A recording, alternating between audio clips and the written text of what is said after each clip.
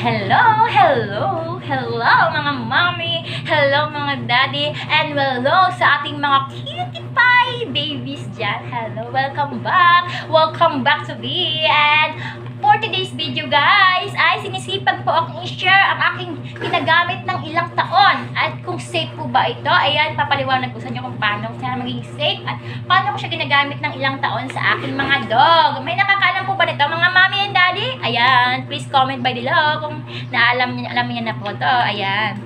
Evermectin. May tablet po siya mga mami. Mayroon din siyang powder. Ayan. Magkano po ito? 25 pesos lang po mga mami. Para saan po ba itong Evermectin? Ayan. Halimbawa na problema ka sa mga kuto na tumutubo sa katawan ng ating aso. Evermectin po ay maganda.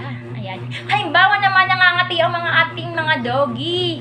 At problema ka sa kakamot niya. Ayan. Ito po ay Evermectin din ang maganda. Halimbawa rin mga mami, kinagat ng lamok ang inyong mga babies. Ayan, kinagat at nagkaroon siya ng heartworm, lungworm, kidney worm. Evermectin is the best po mga mommy and daddy. Ito po ang aking sekreto ng ilang taon kung bakit ko siya ginagamit. Ayan, kasi epektibo at marami po siyang benefits. Ayan, hindi po ako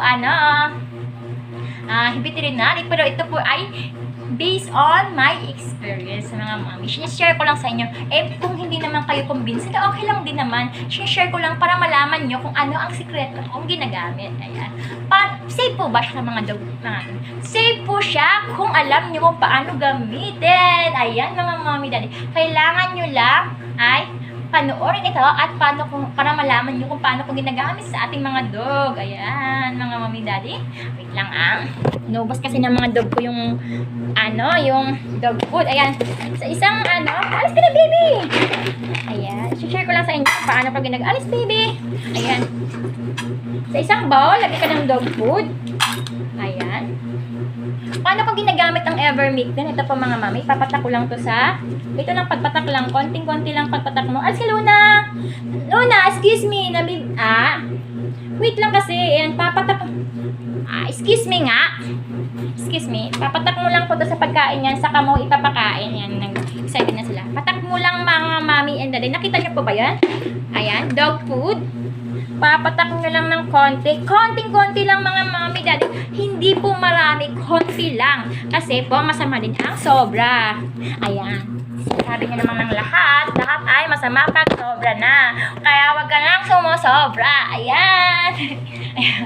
Sobra ay masama. Dapat tama lang, patak-patak lang. Sobrang patak-patak lang. Kung observe nyo po, halimbawa natakan nyo ng pagkain ng mga puppies nyo ngayong sa umaga. Observe nyo po yung poops. Halimbawa may lumabas na worm, napakalaki. Halimbawa lumabas yung heartworm. Ay, patakan nyo po ulit kinabukasan. Ayan, patakan na naman. Para hanggang mawala po yung worm. Pag wala naman pong worm yung mga puppies nyo, ay kahit once a week na lang po ipatak nyo sa pagkain nila. Para safe lang po yung mga puppies natin. Yan po mga mommy daddy.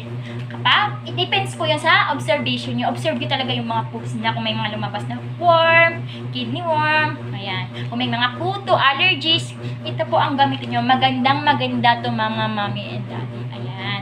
Anti-parasitic po siya. At mabibili mo po ito sa Lazada, Shopee, or sa pet shop. 25 pesos. Matagal mo nang magagamit. Ang dami mo nang magagamit. Kahit ilang dogs po pa yan. Marami po pa. Matagal po siyang maubos. Ayan. Kasi patak-patak lang. Ayan. Sa may mga tanong, huwag kayong makalimot na mag-comment by below kung ano may mga tanong kayo. Sagutin ko po lahat ng mga tanong nyo. At ilang taon ko na po ginagamit to. Matagal na po. Start na simula na akong nag-alaga ng mga puppies ko. Ayan, dogs ko. Ito na po yung ginagamit ko.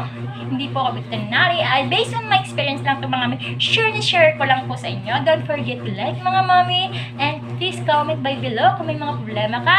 Like my page, follow my page, and my YouTube channel. Thank you mga mommy and daddy. God bless po. Thank you.